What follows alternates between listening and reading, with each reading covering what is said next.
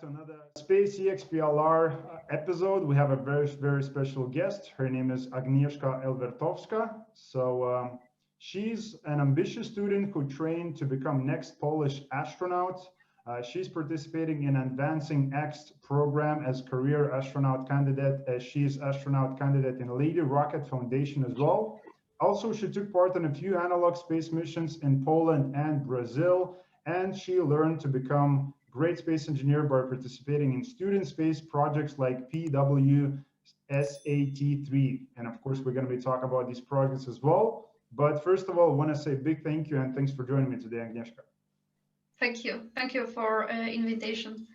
Thank you. It's my pleasure to get connected and to have you on today so we can answer finally these people. What does it take for somebody to become an astronaut? Because I told you before I started recording, a lot of people asked me that question, and I'm sure a lot of people clicked on the video or started to listen to the podcast because of that. They want to find out. So, but before that, before we started your personal journey to hit that accomplishment, to make it happen, can you talk about your inspiration? Like, was there some sort of an event or a person that influenced you to follow this passion? Wow, wow, that's a difficult question.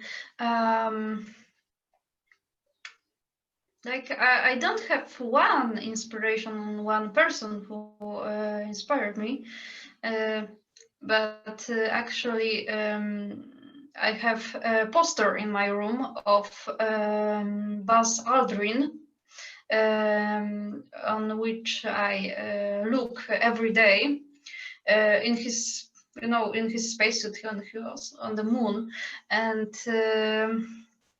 because I heard that he felt, because not now probably, but he felt like a loser that he was second man on the moon, like not the first, but the second, and I really think that he wasn't. He never was a loser. He was on the moon. Like it was really awesome, and I feel like, because in Poland we also have first Polish astronaut, General Hermaszewski, and if I could be second Polish astronaut, third Polish astronaut, maybe fourth Polish astronaut, I'm not sure. I still think that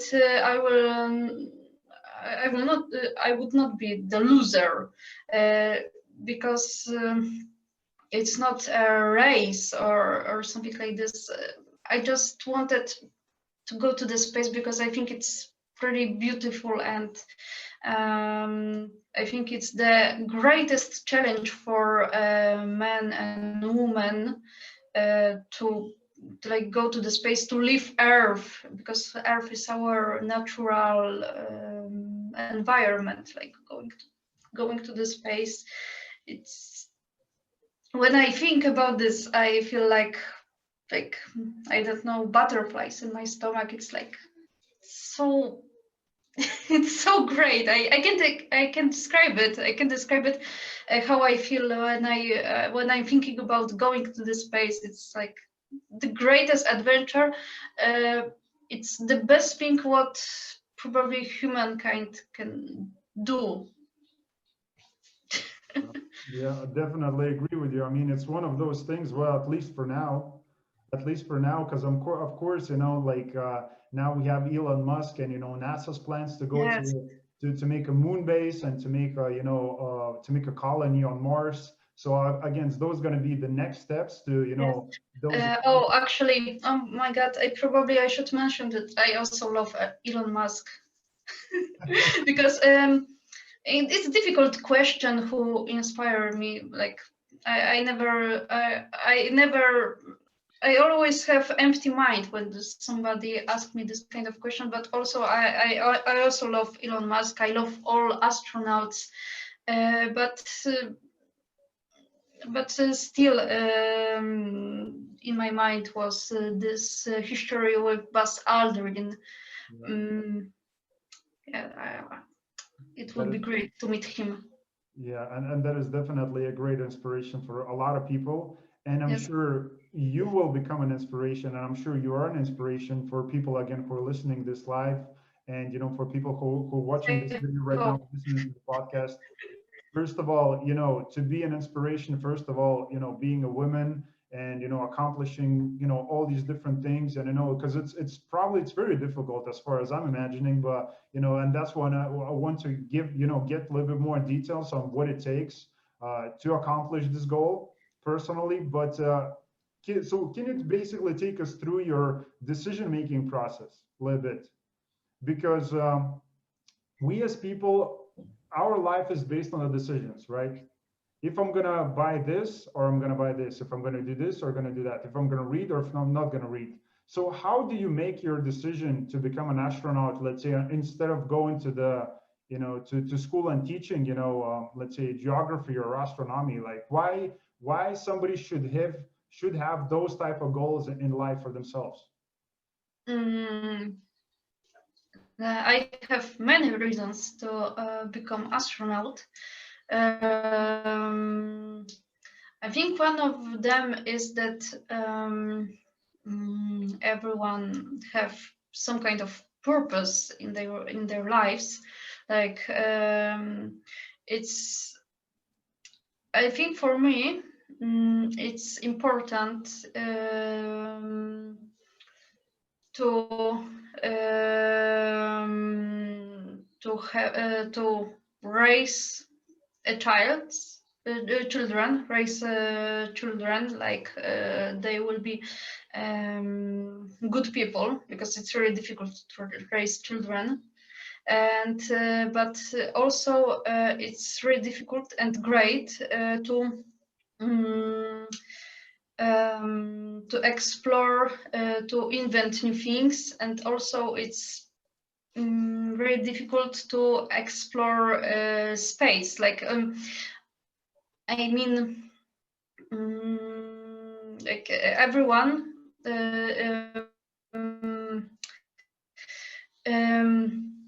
We do this all things we do this all sorry, we do this all things to make to go further, like go forward in our as human species. We need to raise our children. We have to build new things. We have, and etc. Like we need to do everything. Like it's our natural purpose. But also one of our natural purpose is to stay alive, and it's our and it's important also to find another planets when we can live, because even if we will take care of Earth, like we will take care of climate and etc., it will not stay. It will not be, our Earth will not be forever. Like probably after 5 billion years, after next 5 billion years, our sun will become great giant star, and it will probably destroy Mercury, Venus, and even maybe Earth. So we can't stay here forever. So that's why we have to explore space. We have to learn how to live on other planets, like our neighbor planets, like for example Mars, maybe Jupiter, moons, and maybe in the future we will go to another systems. It's that's what we should do for whole humankind, like because it's natural for all species to to just stay alive, to yeah. So basically what you're saying, it's not just about the suits, the shoes that I wear, the car that I have, the house that I have. It's about all humankind. It's about like it's our that's what we have to do. Yeah. Yes, and I'm afraid that many people don't realize it, that it's not like we are playing that, oh, let's go to the space, let's waste some money for some like because they could see it as it because we have so many problems on Earth, like people, like you know, climate changes and people are dying. There are wars on Earth. Yes, wars on Earth. There's so many conflicts. People are dying because they have no food and etc. And they are also important problems which we have to solve. But we also have to think about our children, like in the long future. Yeah, exactly. So yeah, so you do care, of course, about, because again, you of course you do care about yourself, because look, you need to be personally, good, because you need to, if you're looking to accomplish these type of things for the future generations, you have to care about yourself at least a little bit, but you're focusing more, as again, and that's one of the reasons you love, as you said, Elon Musk, because he cares about other people and all people more than himself, and he has so much money, he can probably go and buy an island and just do nothing for the rest of his life. But he understands there is this mission. And one of the things that you mentioned, and I want to ask you maybe your personal perspective or thoughts on that. And there's a lot of people asking that question, saying, okay, if there's unlimited amount of money available, and of course it is, at least on the planet, right? And now they're looking to go and mine the asteroids, it's going to be $1 trillion businesses and whatever, people want to do that with that. But why government, you think, are not spending more money on space exploration on all these different agencies across the world? I think the government is afraid of people because I think people, many people, like not everyone, but many people doesn't care about space exploration. And if government will go one day, say, okay, so now all will spend more money to the space exploration, not for hospitals, for schools and etc. People would be pissed off. So I think that that's one of the reasons why government don't want to do it, even if, as you said, that if we'll go start space mining, it will give us so huge, it would be huge business, like, and it will give us so much money. Yeah, but yeah, because look, it's not a problem. Like for me, I'm just talking about asteroid mining because that's what the CNBC is talking about. But still, I think that the asteroid mining is short term, but great reason to go to space. Like not only to colonize Mars, because many people could think in short term. Many people could think, okay, we'll colonize Mars and So what? It will give us money? I don't think so. But if we'll go, if we will start space mining, it would give us a great amount of money. So it's better. It's better reason. It could be better reason for people to go to space. To be honest. Yeah, exactly. So yeah, there is bigger reasons, as you're saying, you know, for rather than going and mining asteroid for money. Because look, we are living on a planet, and we are actually, I'm not in charge of printing money, and I'm sure you're not, but there is somebody who is in charge. And I'm sure if they just, you know, do a little bit faster, they can, you know, print more money, because that's what they've been doing for you know, until the currency was created. You know, and all the countries across the world are in debt, and governments are spending money, as you talked about, you know, like kind of social care and, you know, hospitals and military. But at the same time, what you're saying, we have to look up and understand there's more to life than just us and the shoes and the way they look and the cars that we have. So, you know, and the question is, how do we help people to understand there is more to life? Like, what is your personal message? What would you say to the people? My personal message.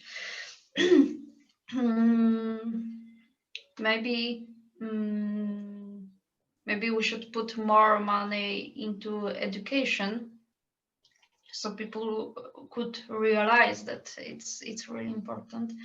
But not only because if we will put more money into education, we could more people would study engineering fields, medical fields, and etc., which are very important in space. Like space need so many people, not like only in space, but on Earth, which will, you know, communicate with people in space. Like so many people don't realize it, but we need not only engineers or medical doctors, but also we need geologists, we need lawyers, like, because my friend realized me that we don't have law for space, like, and we need to create it, because, you know, to not make conflicts, but still I can't even imagine how many people we need in space. So education, education, it's really important for space exploration. So if we talk, you know, again, this is not the show to talk about the politics, because I mean, there's some questions. This is some questions coming up on TikTok, and they're asking how astronauts vote in space. So probably that's not the question for today, but I'll give you a little bit more questions from that. Again, it's coming from TikTok for people who are watching this pre-recorded on YouTube or listening on podcast.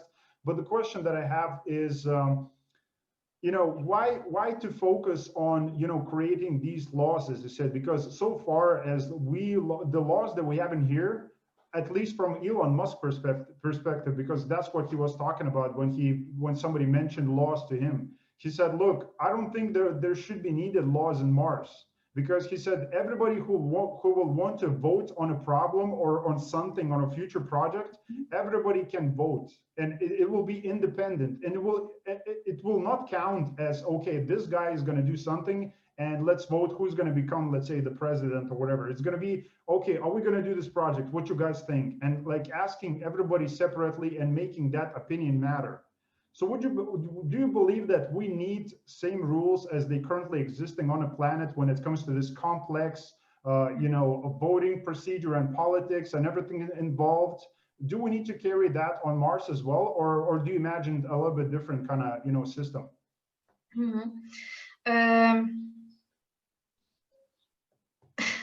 As I love Elon Musk, I think that we need laws on Mars. Maybe I hope that laws on Mars will be not as complicated as on Earth.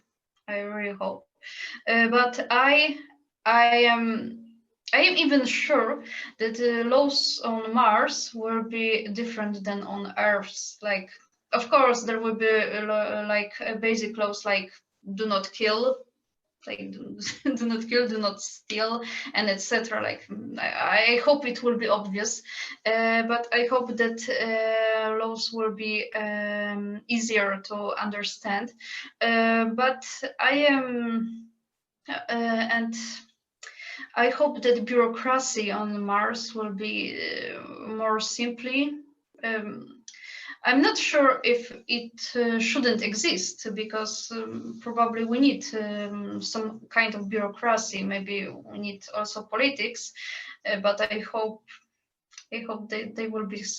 It will be smart people. I really hope, because on Earth it's like, no, it's hell. It's hell. But you know, a simple example is when European people go to America, like they start to colonize America, and they were dependent on Europe, and then they realized that no, European law is stupid. We want to be independent, and I think the same thing will happen between Earth and Mars. But I hope it will be there will be no war between Mars and Earth. I hope, because it would be really stupid. Like maybe stupid. Yeah. I don't like wars. I don't like wars. No, like, I hope it will be like they will make own laws in peace and etc. And still, there will be good collaboration between Earth and Mars. But as I said.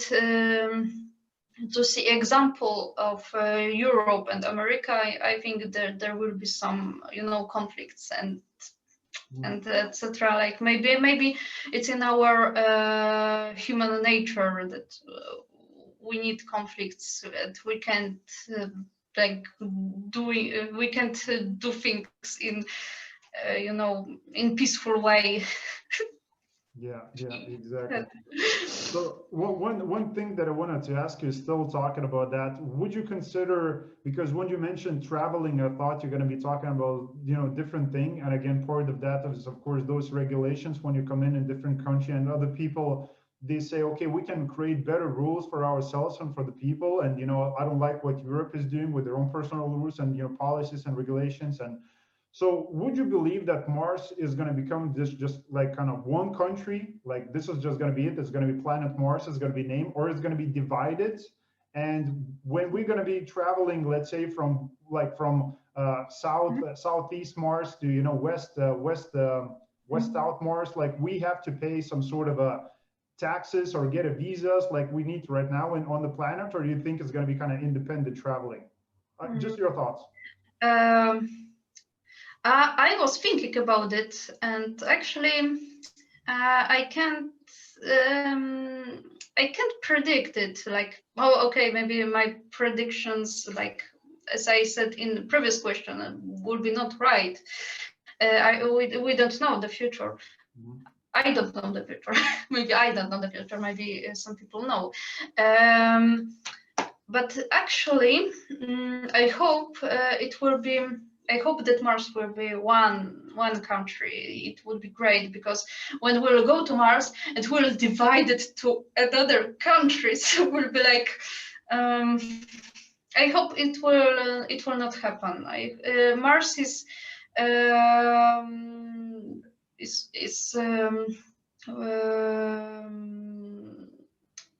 my God, I forget the word.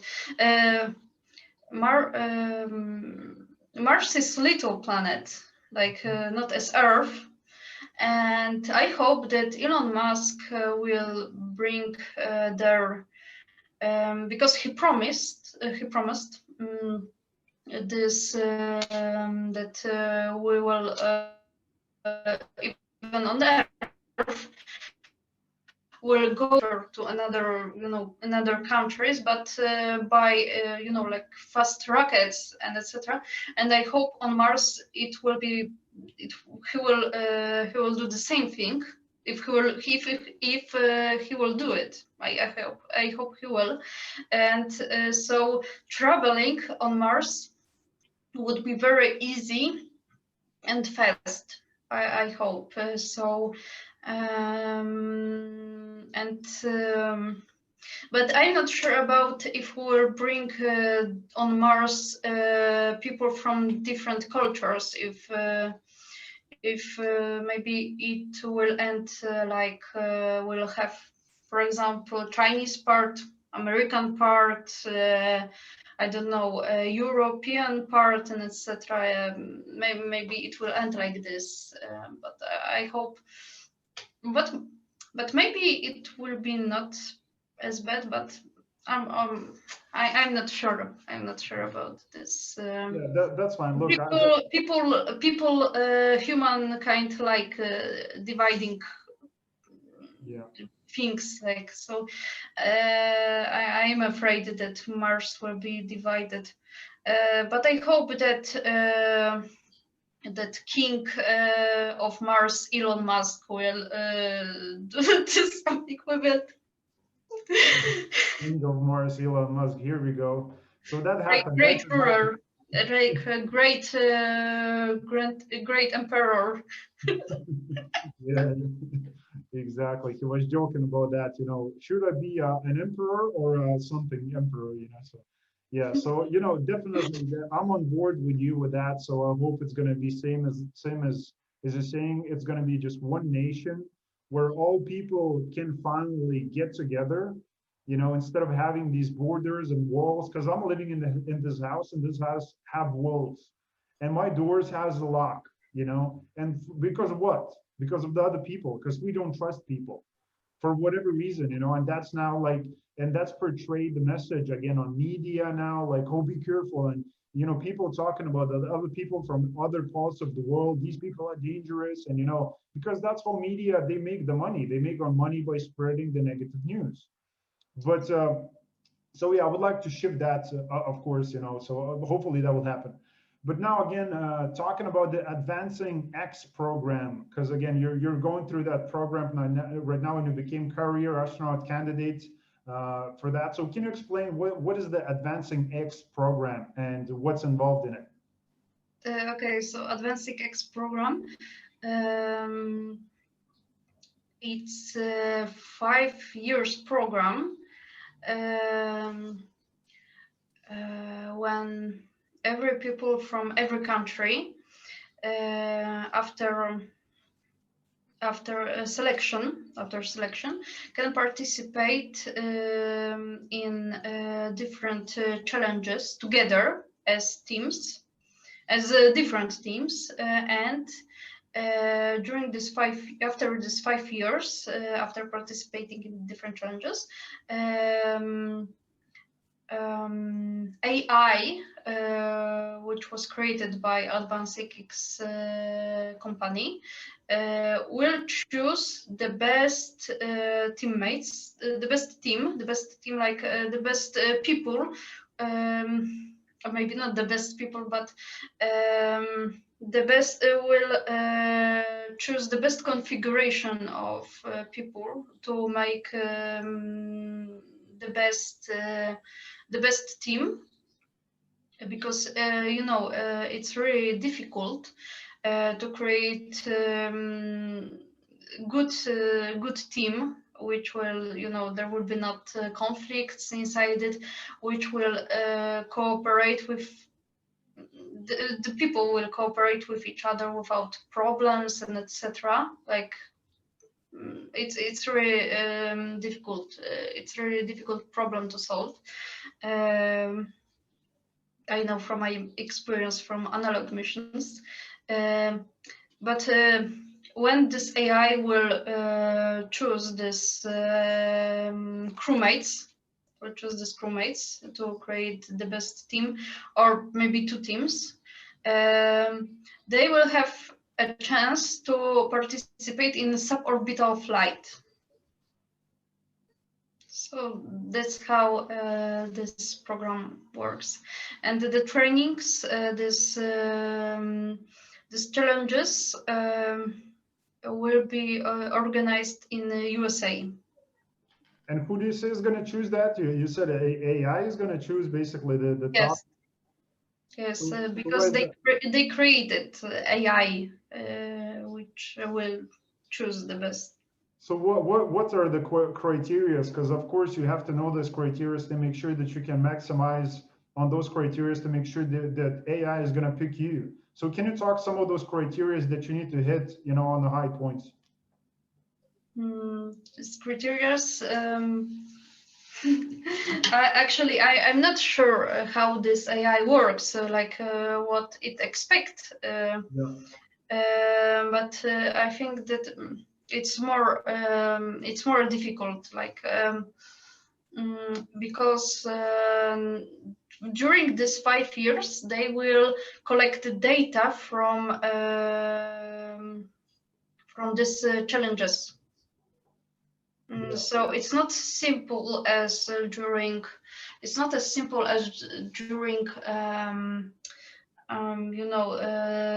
astronaut selection in ESA or NASA, that they just want you to be, maybe not just, because it's a really huge criteria, to be, healthy, fit, have great knowledge, have PhD or master degree in engineering, and etc. They have many criteria, but the most important criteria is to be healthy for even 100%. But this AI, the first selection. In the first selection, you had to had space experience, in scientific field or engineering field. You have to be healthy and fit, and etc. And it was the first selection. And the second selection will be made by this AI.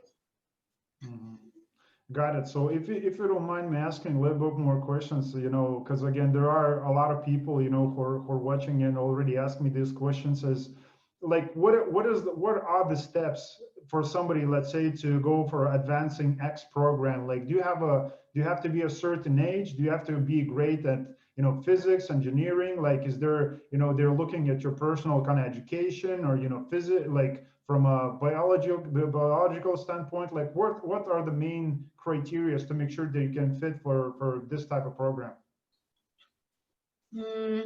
Criteria are not as great in ESA and NASA. Actually, the criteria, everyone can find criteria on AdvancingX site.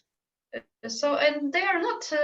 You can even be a student during this program, but they probably want you to want everyone who participated in this program to finish your study during this program. Yes, but you can start as a student, and you can't have problems with your bones and etc. Be healthy. You should be healthy and be fit. They describe it on this list. Yeah, and whatever means healthy, or because maybe my healthy is you don't have to drink and smoke, but for somebody that's all, like, I'm healthy because I don't drink and I don't smoke. But for some people it will be don't drink, don't smoke, run 100 miles per week, do this amount of workout exercises. Maybe that's healthy for somebody. So there's different healthy. you know? Yes. But they describe it. I don't remember now. That you have to live. I don't remember how much. And sorry, I don't remember. That's no problem. But I was sure that I am good candidate. And actually, because when I participated in analog missions, for example, Poland, I had to do medical check-in, like everything, like literally my lungs, my heart, my vision, like literally everything. I even had RTG of my brain to be sure that everything is okay. and I'm actually healthy. Actually, healthy. So. I'm sure you are, and that's one of the reasons why doing this program. So, but can you Yes. explain for the people, because some people, again, including myself, maybe because I was thinking that having a degree, let's say in physics or engineering, is going to be something more important rather than health. But what you're saying is very important. So can you explain why is that such an important piece for somebody that if they want to become an astronaut? Why you have to be so healthy? Uh, like because when you go to space with some medical issue, it can get worse. So it's really good to make medical check-in of all medical check-in to be sure what is wrong with you, like, and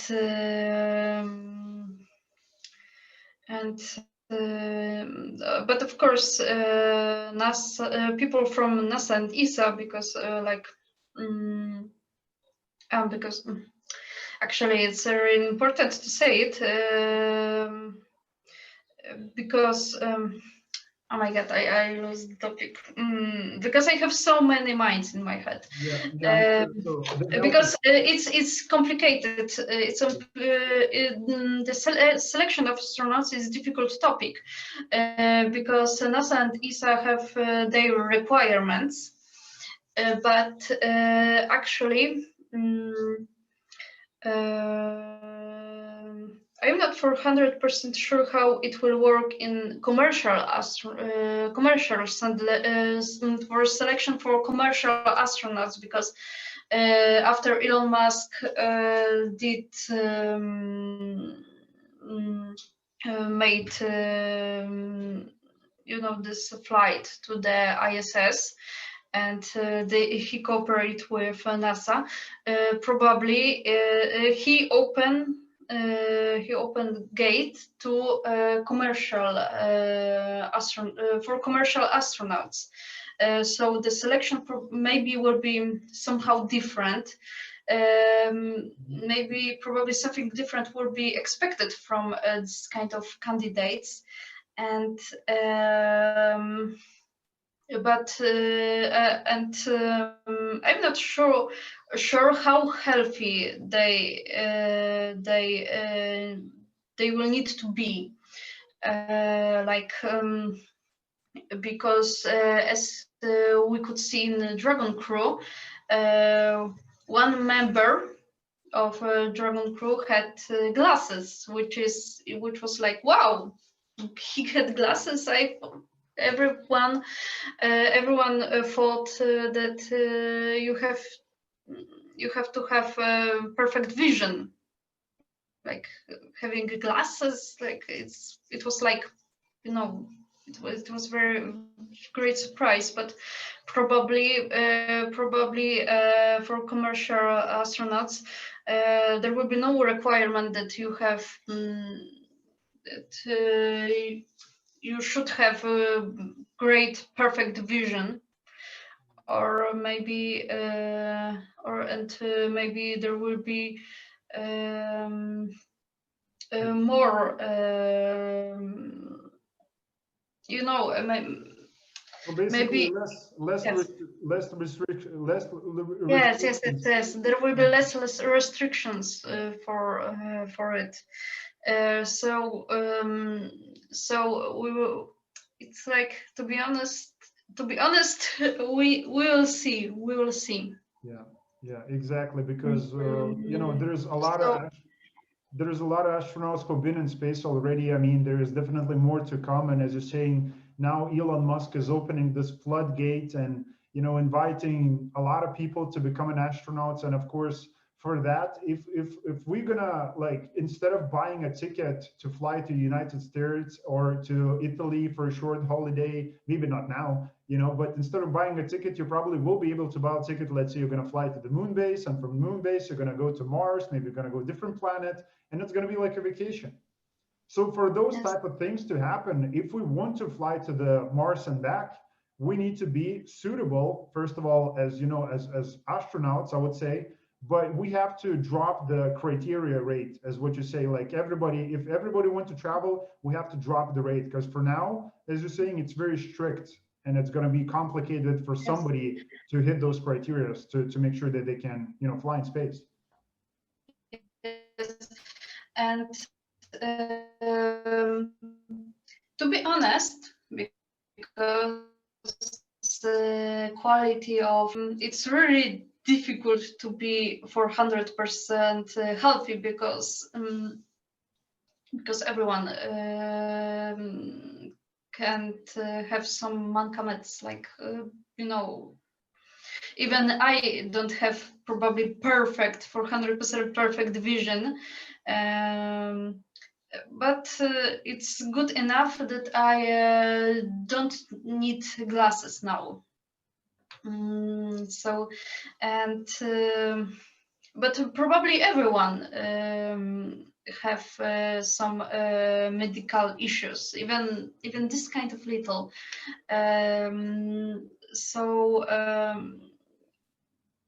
So people who are 400% healthy and have a university degree and etc., it's like, it's almost impossible to find this kind of people. And to be honest, as I said, that that probably all humans, all people had to move to another planet in the future, like future, and so. But it will be the situation when probably we will be able to fix these medical conditions. Yeah. Like it's really difficult. It's really difficult subject. Yeah. Because everything could happen actually. Everything could happen actually. Agnieszka, it's difficult because we made it difficult. Yeah, it's Maybe. you know, we made it difficult. We made it difficult, and that's why it has to be the regulations, and you have to follow the rules. Every rule has 10 more rules, and it's like, you know, it's very difficult. So hopefully the life is going to be simpler once we're going to establish a colony on Mars.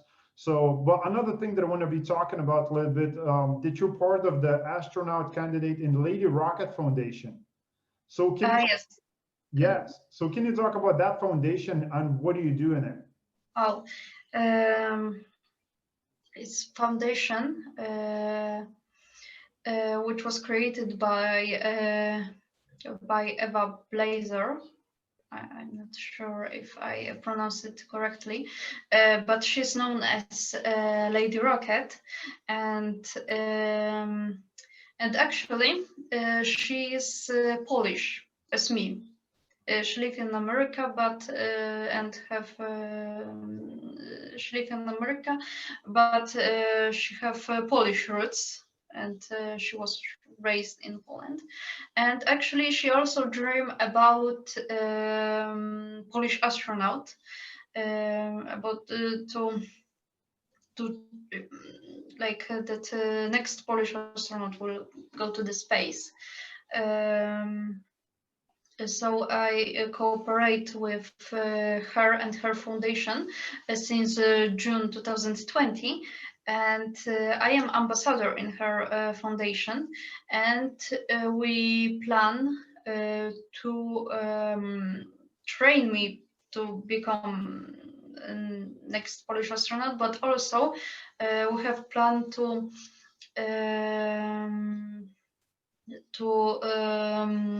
train other Polish people to become astronauts, like create astronaut program, commercial astronaut program for Polish people, and maybe for women from other countries, because she realized that there are so many young women on the whole world that they are really ambitious, but nobody helped them to become astronauts, and that's what we would like to do, because she, Lady Rocket, always say that space is for everyone, and not only for men but also for women, and it doesn't matter which skin color do you have, if you are white or black or yellow or green. You know what I mean. Like it doesn't matter, and she also believed that we have to be better on Earth before we go to space. Like she really appreciate the ambitious people who would like to do something great for other people, like because actually she realized that because I am probably maybe I am the only one, but I'm not 400% sure, but probably I am the only one girl in Poland who, even if it's almost impossible to become astronaut in Poland, because even if there is AdvancingX Programme, but it's a program, it's American program. Polish people beside this program can't become astronauts. For example, in ESA, because we do not cooperate with NASA, but we cooperate with ESA, but Poland doesn't pay enough money to participate in astronaut program. And because I have contact with Polish Space Agency, and they will not change it during next 5 years or even more. So till now, I trained to become astronaut, like by participating in analog missions, by taking part in students' projects, space students' projects, like learning to become engineer and etc. Like I did this on my own, like. Because I read how to what I have to do, what experience I need to have, and what knowledge, what experience, and etc. I have to be better astronaut candidate if there will be. If it will be possible to become astronaut candidate, so I'm just doing it. I'm training and etc. I did open water diver course and etc. because it's also important to have this kind of skill to become astronaut in the future. So, but still in Poland it's almost impossible to become astronaut. But I'm very thankful that that Lady Rocket Foundation started taking care of me. That maybe will change it by not be dependent by Polish government or ESA, but maybe will cooperate with companies, and maybe will do this by commercial way to make me and other people commercial astronauts in Poland. Maybe it will be the way. And I am very thankful to her, that to Lady Rocket, and maybe by this AdvancingX competition, maybe I will take part in this orbital flight. If I will be, if I will be this, if I will be part of this perfect team, which will be chosen by AI. So. Yeah. So hopefully it will happen. And again, good. So I'm sure, because you're putting a lot of work and effort. Well, at least what I'm seeing from social media, I'm seeing that you're, putting a lot of effort, into, wanting to become this. And first of all, of course, shout out to Lady Rocket Foundation for, helping a lot of people to make that dream happen. Because as you said, there is a lot of people, including yourself, who want to become an astronaut, but maybe they don't live in the United States, or maybe, somewhere, let's say in India, or, somewhere in UK, or, just where different agencies can give them those opportunities, and they have the resources. So for you to have that foundation is really great. So talking about the commercial space flights, is Poland working on something right now currently? Like, do you see brand new startup companies just like SpaceX coming up, or like what's happening with that at the moment? Oh my God. Sorry that I'm laughing, but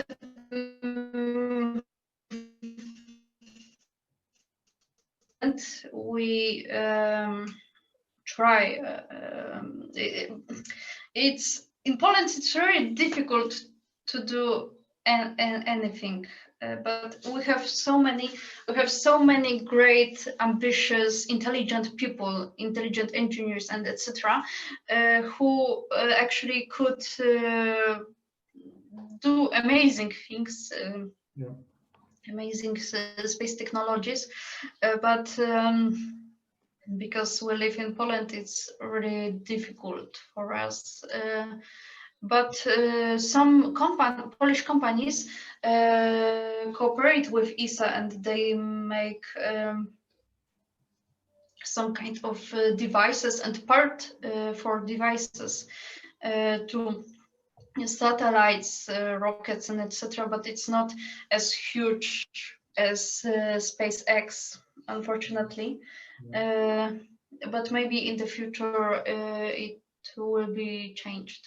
I hope so, because really Polish people are very ambitious and smart. Exactly. Yeah. So that's what I wanted to ask you a question about the startup companies, because I don't know the exact year when Elon Musk created SpaceX, but I'm sure it's been here for more than a few years.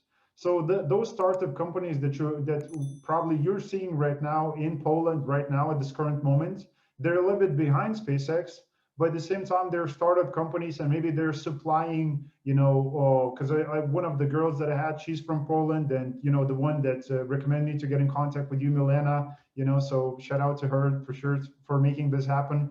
But those startup companies definitely will become, there's potential for them to become SpaceX, or maybe even bigger than that, because as you said, it all depends on the people. And if you said there's a lot of great intelligent people, and the money is there, so it's like, who can bring that money, those resources together, and those smart people will do that. Because some people, including like yourself, they will go on a podcast, they will tell their own personal stories, and they will influence and impact people, and somebody will see that, and they will see like, okay, maybe we should do something about that. And that's where the things will start happening. So talking again, you mentioned a little bit the analog space missions. So one thing that I wanted to ask you, how was your experience doing that in Brazil, because it says that you're doing those missions in Brazil as well. So what was that Yes. experience like? It was funny experience because actually these missions were during pandemia, and organizers of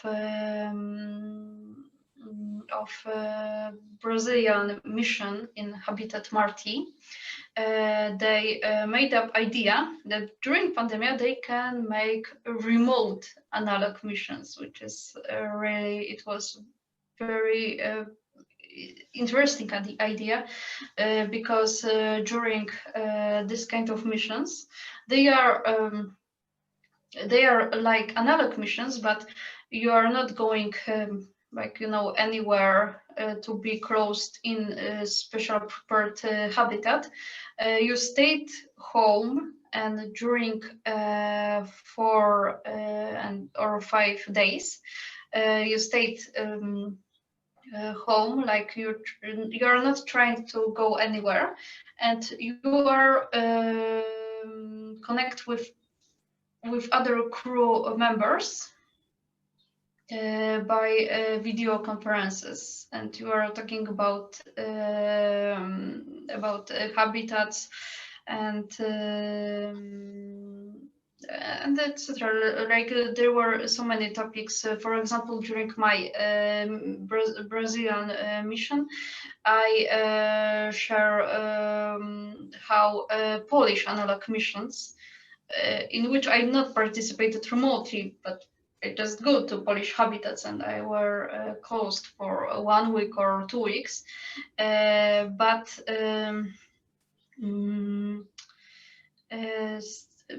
So during this Brazilian missions, I share with other crew members with my knowledge how a Polish missions looks like a Polish habitats looks like, and they were really happy that because I told them many things which they could use in the future. Okay. Yeah, there's always to learn and improve from you know, from each other, because Yes. every time I'm talking with the people just like yourself, or I'm talking with somebody on you know, on social media, I'm telling everybody this exactly the same thing. It's a collaborative thing. It's not like Agnieszka is not going to solve all the world's problems, and you know, but she's definitely going to be part of that community, and you're going to make you know, a great impact you know, by yourself, again, with the message that you're providing us today, information, and why somebody should have this bigger vision. But you know, it's a collaborative thing, so everybody should be involved, and that's a message for the people who are watching live. So again, talking about this student space projects, like you've been on PWSat-3, which is creating those nano satellites, right? So can you talk about space engineering, and how space engineering, is that a big part in astronauts' kind of day-to-day job? Like because my main goal is to become astronaut, so I decided that I would like to go to I would like to participate in this kind of missions. No, not missions. Like Projects. Yes, in this kind of project, because it's my idea is that as astronaut, it would be really great to have knowledge from radio communication. Because somebody on International Space Station had to have knowledge about this kind of communication, and maybe if something will be, you know, broken, like radio, which is, I think, the most important device to communicate with Earth. Like if radio will be broken, astronauts will be, you know, scrapped. So So I decided that I would like to have this kind of knowledge to become a radio communication engineer. So I decided that this project of Polish CubeSat, this Polish student satellite, it's a great opportunity to learn about this radio communication. So I joined to this project as communication engineer. So in this project, I am responsible for communication between ground station and satellite. Like since now, I choose communication module for CubeSat. I choose antenna for this CubeSat. Also, I will because we need papers from I don't know how to say it in English. We need to gain. We need to gain. Yes, but we need to gain some papers which will allow us to use frequencies which we'll choose, and I hope that I will build a ground station in my city to communicate with satellite, not to send data and to receive data from satellite. So it will be very great, because it will give me just to learn about communication, which I hope could be helpful in my astronaut career. So this is what is hidden, and why this is the reason why I participate in this project. Yeah, that is beautiful. This is how it's connected with this my astronaut plan. Exactly. Love it. So what do you think one of the problems, because I had this conversation with a few people and I brought it myself to other people, and so I would like to find your perspective on that. So don't you think, because again, there's already many satellites, and I don't know the exact number, but I'm sure it's in thousands, that we have, operating in a, either close orbit or a little bit further away from Earth. So we already have a lot of radio, satellites that provides the GPS and a mobile signal, internet and stuff like that. So would you think that it's going to become a problem for the observatories, on the ground, and because it will leave trails, in like when we're going to be, trying to kind of operate and look for different things, in space, because now they're building, I don't know if you've seen, it's called the Extremely Large Telescope, which is getting built right now in Chile and Atacama Desert, and it's going to be the biggest. Like the diameter is 40 meters, mirror. So it's going to be pretty incredible what that observatory is going to accomplish. But would you think like having more satellites in space? Because I think the plan in 10 years is like 10,000 more satellites in space. So is that a good thing? Because people asking me that question all the time. What do you think about the space junk? So is it just the space junk, or does it really provide a lot of value for us? Mm-hmm. Yes. Just a personal Unfortunately, it have advantages and disadvantages, and I never thought about this, that it could be problem for observatories on Earth, but now you realize that it's a problem. So thank you. And but you are right with this, that there will be so many. It could be problem with so many garbages in the future, because they will become garbages on Earth orbit, but actually on the other side, there's a regulation in space law, like that if satellite is not useful anymore, it have to be deorbitated. Like for example, Polish student satellites, like a few years ago, in Poland we made PWSat-2 satellite, which was focused on deorbitation. After when he would be not used, when he will be not useful anymore, he will be deorbitated, and I think it's somehow solved this kind of problem that like, because I know that everyone is afraid of too much that there will be too many space junks, too many space garbages in space on the Earth orbit. So I hope it somehow will solve this kind of problem, and I hope that maybe ESA and NASA, or maybe private companies, will do something with this these satellites which are not working anymore, and they were not deorbitated yet. But still, as you said, it's problem with Earth observatories. But the observations of stars, galaxies, and etc.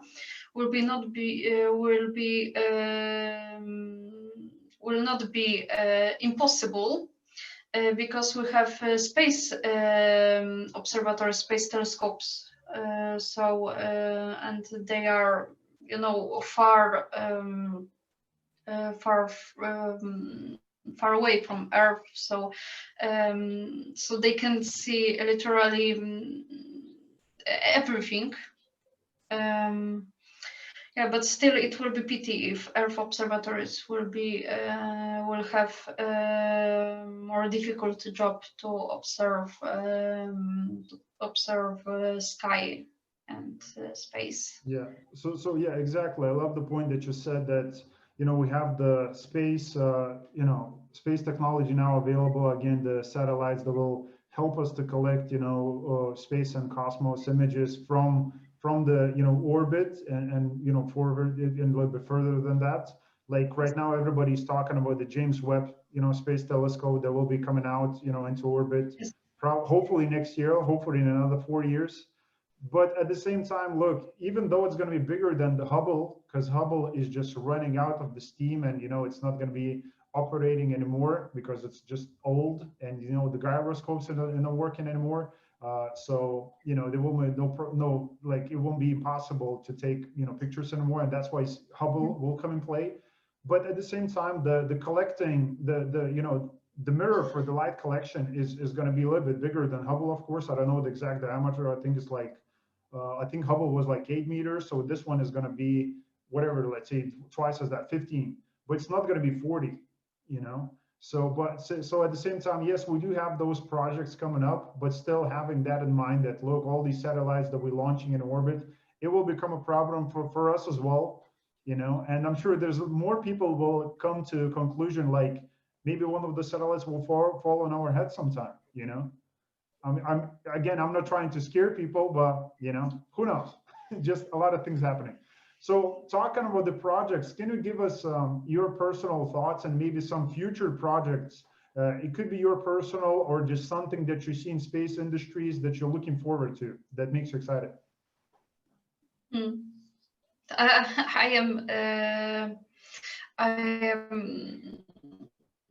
the most looking for the project astronauts. I hope that it will become soon or later, but I hope it still will become during my life. So I will have a chance to become a commercial astronaut. I can't really wait for Artemis mission, which will become probably in 2024, but I'm not sure it will not be postponed. But I hope no. And I hope that we'll create a colony on Moon. Yes, it's really what would be great. And I really wait for what will Elon Musk will do on Mars. Like if he will really send people on Mars in, it was 2030. I'm not sure, but it was something like it. I really can't wait to see it, because he's like everyone think that he's insane, and then he did things, and everyone's like, what he did it, and everyone is surprised. So I really would like to see it. And I'm not sure. There are so many things which we can. There are so many things which we can do as human beings. So I really can't wait to see it all. Exactly. Yeah. As I said, yeah, there's a lot of different projects, Artemis, and what SpaceX, what Elon Musk is going to do next, and NASA is working on different projects as well. And now, there's a lot of different things happening, and of course, like probably I'm missing some questions that I'm not asking you, but of course people want to ask you, but and that's why, of course, for the people who are watching live, of you, if you're watching this pre-recorded, you can and you should follow Agnieszka on Instagram. That's space.dark.horse, or Facebook dark.horse.projects.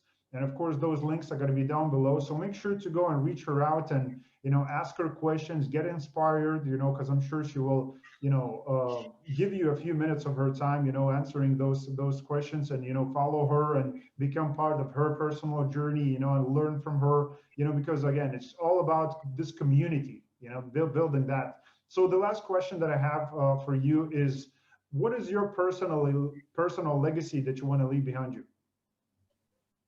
Wow. I hope that I will create a way in Poland, and maybe not only in Poland, to for people to become commercial astronauts.